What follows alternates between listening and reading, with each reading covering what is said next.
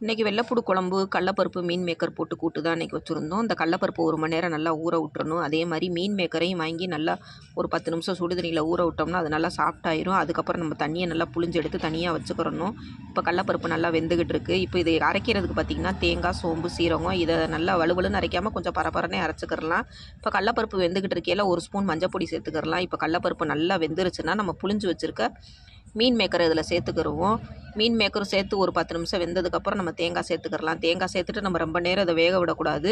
நம்ம தாளிச்சிடலாம். தாளிக்கிறதுக்கு எப்பயும் போல் கடுகு, கருவேப்பிலை, வெங்காயம், பட்டை, வத்தை போட்டு தாளிச்சிட்டு நம்ம ரெடி பண்ணி வச்சுருக்க அந்த மீன் மேக்கர் கடலப்பருப்பு வந்து இதில் சேர்த்து முடிச்சிட்டோம்னாலே, நம்ம கலந்து விட்டுட்டோம்னாலே நம்மளுடைய மீன் மேக்கர் கடலப்பருப்பு கூட்டு ரெடி ஆயிடுச்சு. இதுக்கு என்ன குழம்பு வச்சு சாப்பிட்லாம் அப்படின்னு பார்த்தீங்கன்னா, நல்லா காரமாக குழம்பு வச்சு சாப்பிட்றதுக்கு இது ஏற்ற ஒரு வெஞ்சனமாக இது இருக்கும். மற்றபடி ரசமோ இல்லை தயிரோ சாம்பாரோ வச்சு இதுக்கு சாப்பிட முடியாது. ஏன்னா இதில் உரப்பு எதுவுமே நம்ம சேர்க்கலை. அதனால் சப்புன்னு இருக்கும். காரக்குழம்பு தான் இதுக்கு வச்சு சாப்பிட்றதுக்கு ஏற்றது. என்னுடைய வீடியோ பிடிச்சா லைக் பண்ணுங்கள்.